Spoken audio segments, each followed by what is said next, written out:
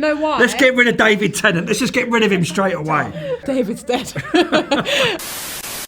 Happy Thursday. Happy Thursday. Yes. Very apt, can I say? Yeah. It is. I asked Danny a few interviews ago, I was like, do you think they did the press and the premiere on purpose on a Thursday? Let's go for He was yes. like, yeah. I had such a good time with this film. Oh, I'm glad. And what an absolutely iconic cast as well. it's Like, insane. I would love to know if this cast found themselves at the heart of a real life Agatha Christie whodunit. Murder. Who is getting killed off first? And who's unmasking the killer?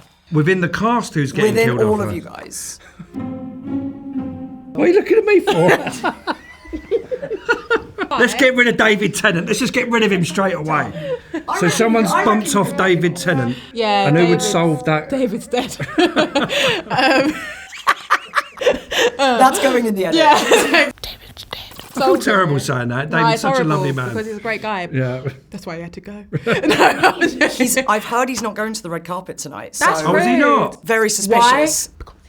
This is what I mean. So are you guys unmasking the killer? Yeah. Okay. And it's not who you'd expect it to be. Okay. Because he's giving off that he's like all nice and stuff. So under the surface it is. This is how he This does man's it. a Yeah. murderer. This is how he does it. I'm sorry, how rude of me. We're the Thursday Murder Club. So as well as being a really fun kind of twisty-turny whodunit, I think the heart of this film is also finding a place where you belong. Yeah. So I'd Yes. love to know, like, was there a time, like, when you were on set or working on this project where that sense of belonging really clicked into place and you thought, yeah, I really feel part of the gang?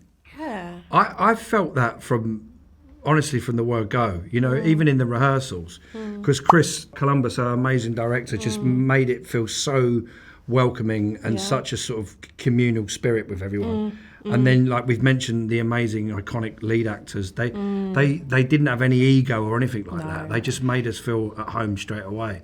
I think like when you laugh, like the times that you laugh together, I feel like the other bonding moments and like the scene with you in the cake.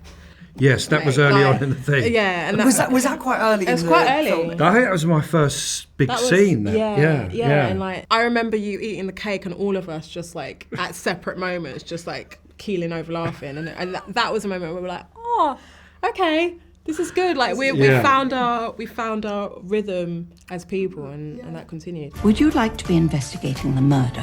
Who do you think you are, the head of MI5? Another thing this film really explores is sort of what people can be capable of when people underestimate them. Yeah. So I would love to know, like, has there been a moment in both of your careers where someone has underestimated you? And if so, is there a note or a piece of advice that you're glad that you didn't take? I had someone in my life who's no longer in my life that when like I was still trying, I was right at the beginning of my career and I was like, it's just so hard. It's just a hard job to kind of break into, and I was so frustrated and I was like, it hurts, you know, it's painful and I can't help but take it personally. And this person was like, well, just quit.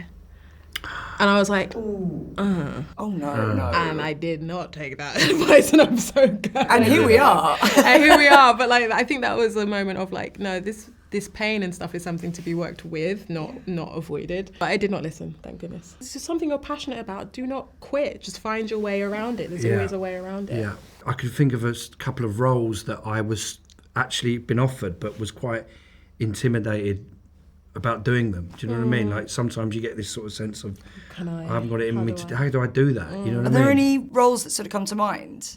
There was a character called Peter Wildblood. It was a single drama for the BBC called Against the Law. It's a true story about, he was a gay journalist in the 50s that got imprisoned for like 2 years for being gay at that time because it was obviously illegal. But there was lots of it's not a role that you'd associate Danny May's playing. There was lots of intimate moments. And with the great Richard Gadd, who played my lover in it, from Baby Reindeer. I mean, it was great. Yeah.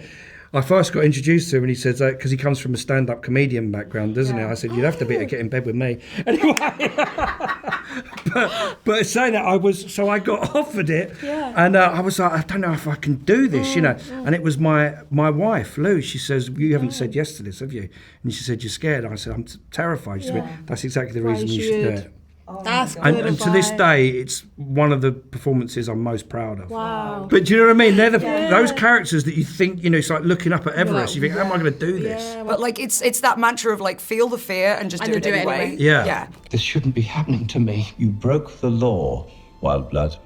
Then the law is wrong. So the Murder Club is all about kind of digging up and reopening old cases. Yeah. So is there one role from your careers that if you could kind of dig up and sort of revisit with everything you know now and redo it, knowing what you know now, which roles would you choose? Wow, I would retry Whitney. Would you? Because it was so much fun. Because you would add something new? I would add new things, but I would also change my attitude while I was doing it, because I was very perfectionist and there was a lot of pressure and I wasn't having as much fun as I could have had, and I would have loosened up a bit and I would give it another go. I really think now I'm actually looking forward to playing a real person again. Okay. It's taken me a few years to get to the point, but I would trying to forget the pressure that comes with it. Yeah, I think now that I'm a bit older, I'm like, oh, it wasn't that deep. Yeah. Let's give it another go. Look, I don't know how to sing black and I don't know how to sing white either. I know how to sing. If I could go back and play the character again, it would be Danny Waldron in Line of Duty, because that was on paper an absolutely phenomenal part. But if you've seen that show, he only ever lasts one episode. He gets killed off at the end of the thing.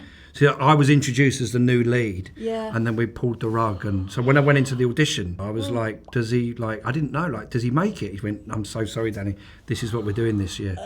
And I always think that character was it's bittersweet. It was one of the best things I've ever done.